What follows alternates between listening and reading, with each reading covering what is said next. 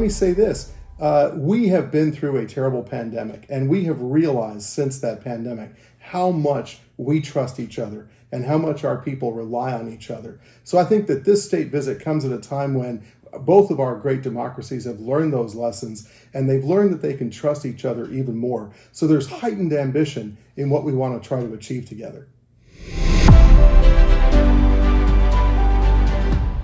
Well, I think it tells your audience that when the United States invites state visitors, these are not done very often. This is only the third of this administration. And state visits are really consecrated for our closest friends. France is obviously the oldest ally of the United States, helped us secure our independence. Republic of Korea is a great friend and ally. We went through a terrible time with each other in the 1950s to ensure the freedom of the Korean people. And then there's India. So it makes entirely logical sense for the United States to invite India. India is the greatest democracy on earth. We have increasingly strategically relevant ties. We have very warm people-to-people relations. And I think that's reflected in the decision by the White House. State visits accorded by the United States are for the United States' closest friends on this earth.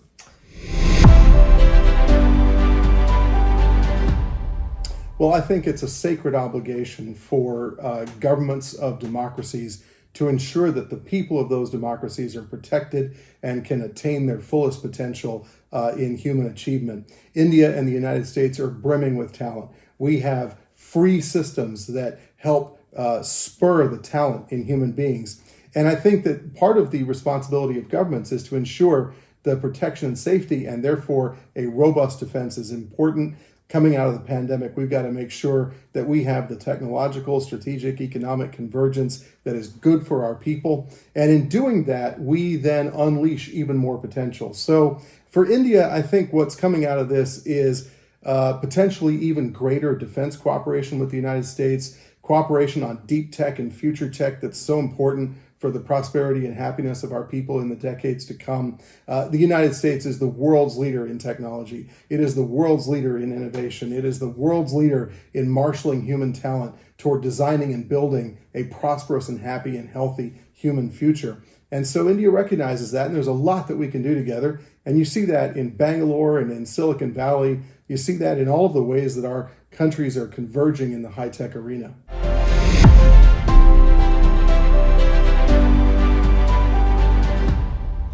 So we've come a long way in the last 25 years. In fact, a tremendously long way. We are now Quad partners. We have a robust defense partnership across our two militaries. We do so much training and exercises with each other. We have had a very good track record of sales of top flight American defense equipment to India. What is next, I think, in this relationship is what's going to be happening at the U.S. Chamber in a couple weeks' time, where we're going to host an MOD-DOD collaboration between the two defense ministries, where we're bringing together American and Indian defense suppliers. And we're trying to create cooperative relationships between those two sets of industries to ensure that our two industries can create and design and produce the defense materials that are good for your security and our security. And so this is potentially a long-term partnership that is being developed now, and we're very proud to be able to host it at the U.S. Chamber. I think there's very robust market access toward the United States. If anything, the U.S. has one of the most open and free, low-tariff regimes in the entire world, and we've done that for many decades. We have helped spur the export economies of many, many countries. And so what I would say is we should look at the $500 billion goal that I've articulated repeatedly, and we got to see what it takes for the U.S. and India to take steps to ensure that we hit that $500 billion goal in terms of trade and investment. So what can we do to lower barriers? What can we do to incentivize our companies to invest with each other, to create high-paying jobs in both economies, and really get us up to being the two of the biggest trading partners in the world? That is the work of two governments.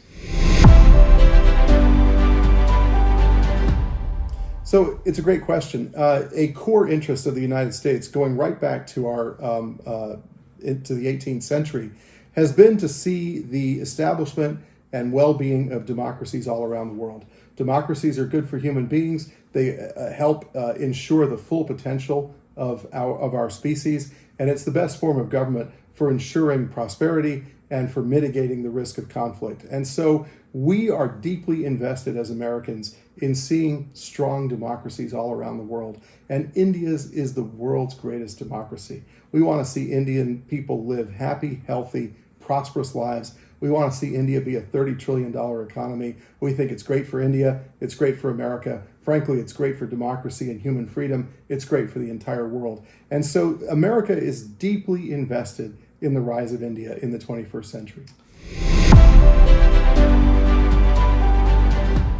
Well, first of all, it's a very important market, and the average per capita income is rising very rapidly. India's GDP growth is truly impressive at 7% and more. I think India is going to be a $5 trillion economy very, very shortly, and it is going to rise to 10 and 20 and $30 trillion of GDP, and that's going to be good for Indian people. It's going to be great for the entire region around India, the Indian Ocean region. It's going to be good for the entire world.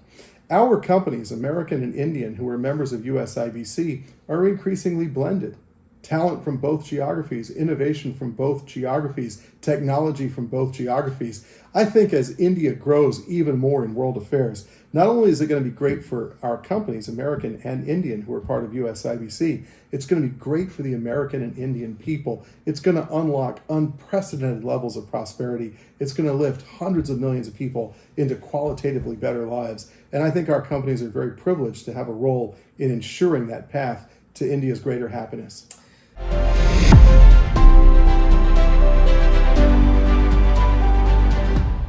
Absolutely.